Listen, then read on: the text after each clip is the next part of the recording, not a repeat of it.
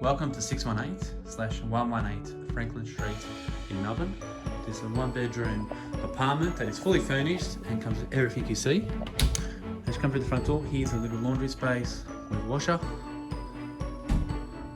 bathroom with shower over bath. Here's the living area, so it's got a table here, perfect if you want to have something to eat or work from home. Little living area here, couch, TV can be provided by the owner.